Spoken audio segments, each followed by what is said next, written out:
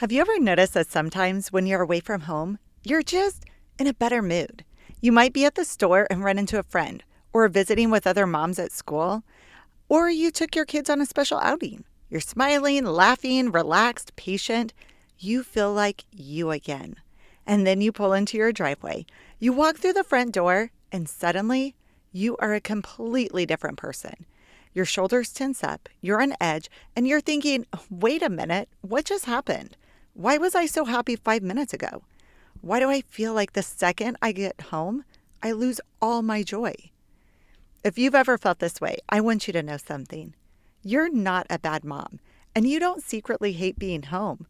Although home is supposed to be where you relax, for many moms, it has quietly morphed into a source of stress. We're going to uncover why that is and what you can do to restore your home to a place of peace.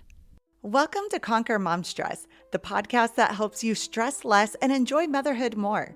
If you've ever crawled into bed at night completely exhausted, but still feel like there's so much left to do, you are in the right place. I'm your host, Jill Gokul, and I believe that motherhood is meant to feel joyful, not exhausting. Together, we'll uncover what's really fueling your stress and give you the practical tools to conquer it so you can finally feel like the confident mom you were made to be. Also, if you have a specific question or issue you're stressing about, head over to jillgokul.com/ask to submit your question. And who knows, you might just be featured in an upcoming episode so you can get practical, real-world solutions to the exact challenges you're facing. The other day, my husband and I took our kids to the pool. It was a divide and conquer moment. He was playing with our youngest in the wading pool while I was with our older kids, alternating between monkey in the middle or tag and watching the diving board performances. We were all smiles, laughing, joking with each other, splashing, chasing, and shouting how awesome the kids were doing. On the drive home, the laughter continued, smiles plastered to our faces and joy dancing in our eyes. It was a great time. As we walked into the house, though, something clicked like a switch.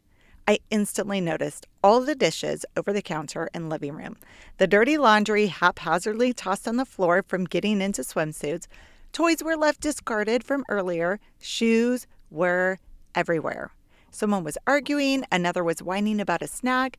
We were well past our normal mealtime, and dinner wasn't even started.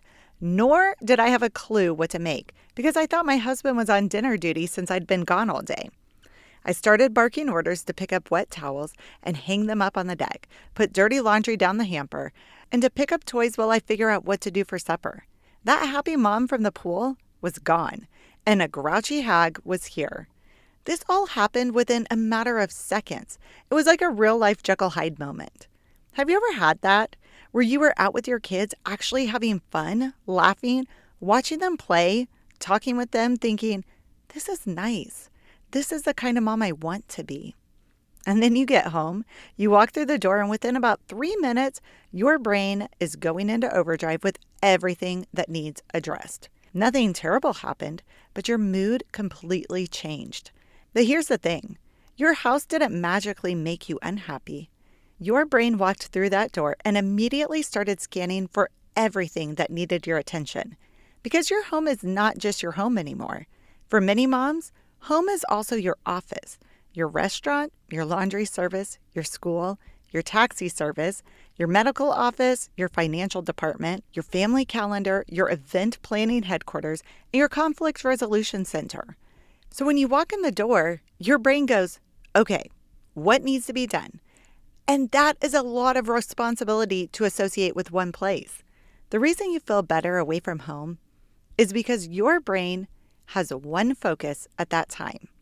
It's not being bombarded with 100 things at once. The chaos is minimized, and you are addressing the one thing at hand. Think about it. When you're getting coffee with a friend, your sole focus is on conversing with your friend.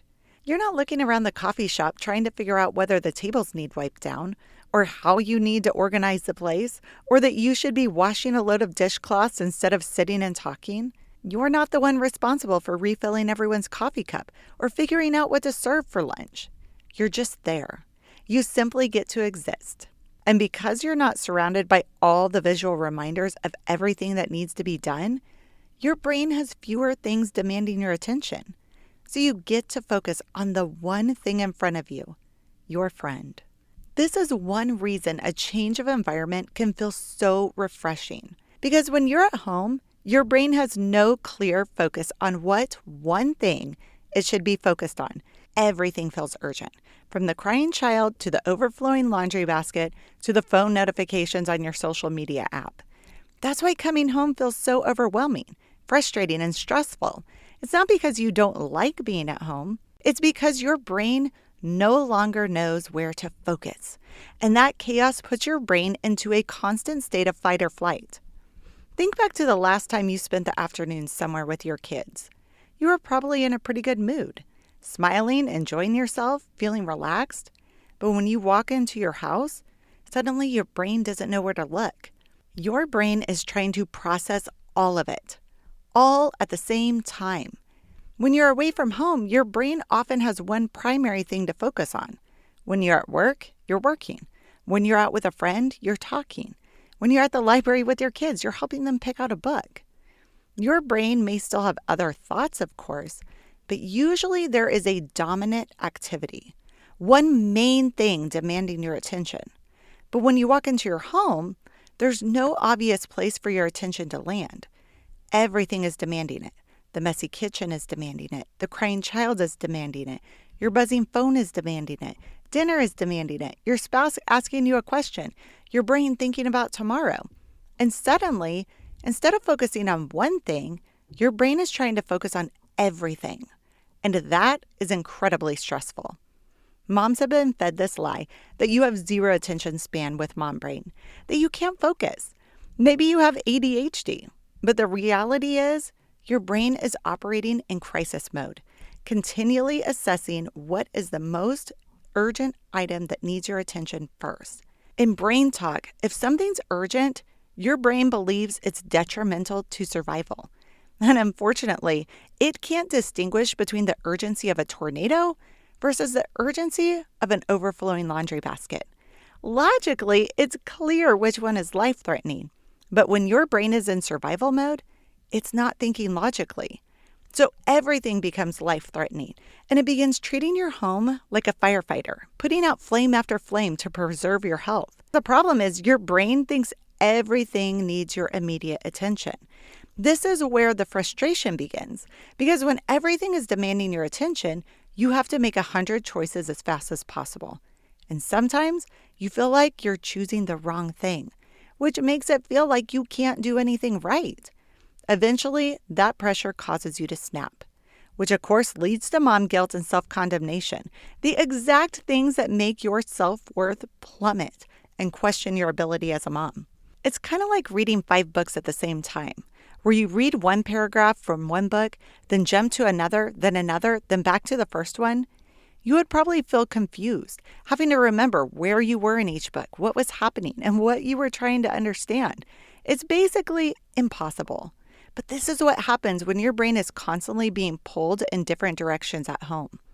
The problem isn't just the number of tasks, it's the constant interruptions, decision-making, and question of what you need to focus on right now. When you have children, there is no shortage of things competing for your attention. Eventually, this mental overload becomes emotional overload, where you feel frustrated, anxious, stressed, and scattered.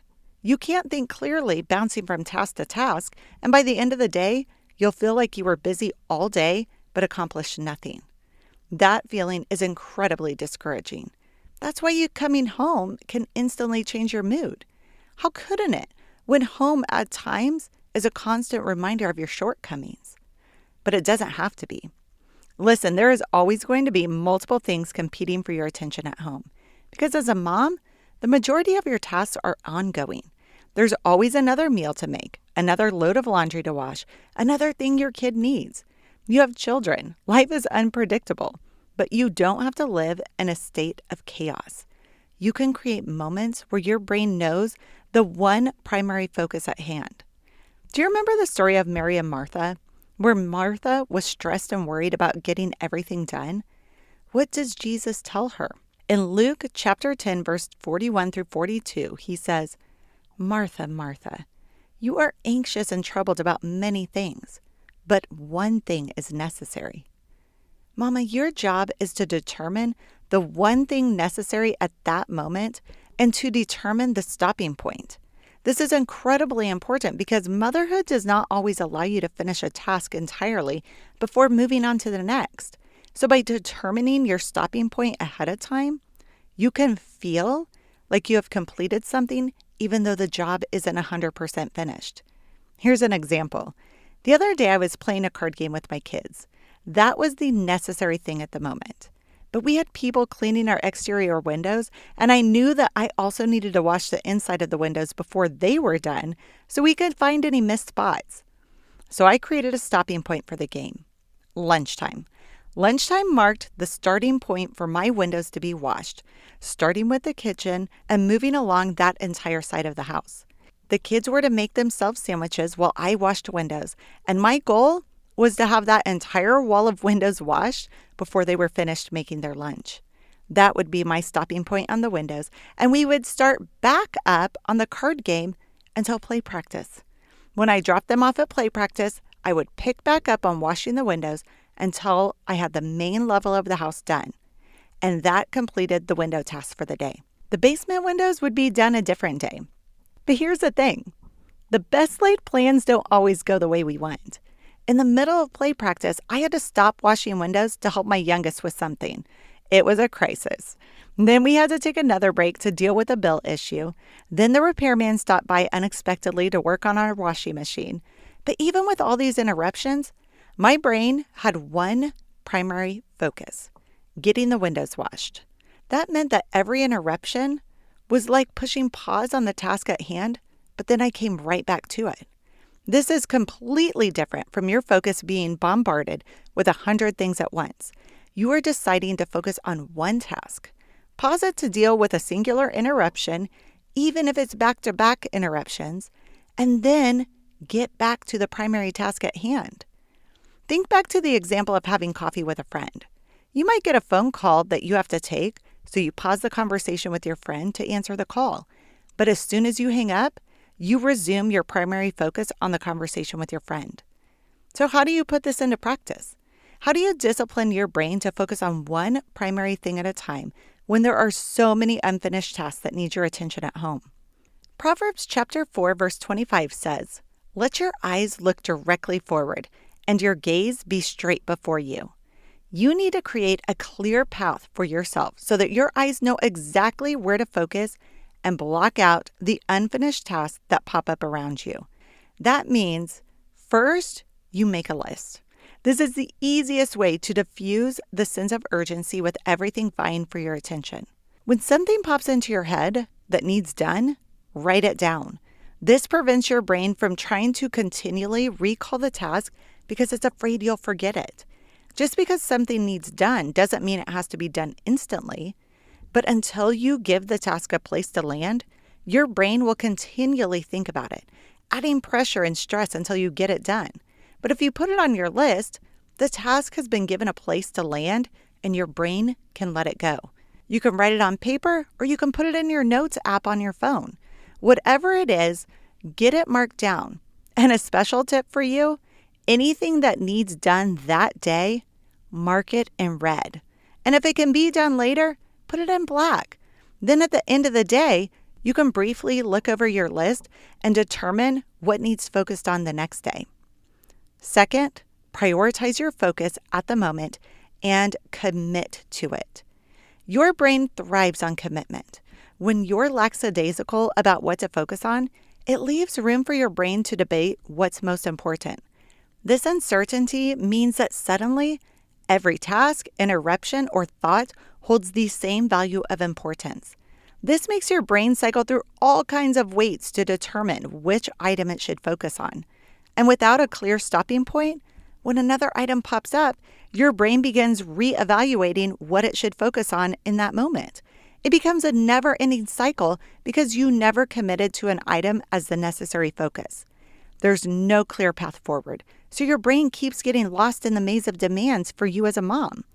So commit to a task as the primary task at hand, knowing that even if there's an interruption, You will come back to that task until you hit the predetermined stopping point. So here's your action step for today. The next time you feel overwhelmed at home, stop. Take a breath and ask, what needs my attention right now? Choose one thing, just one. Give it your attention, commit to it.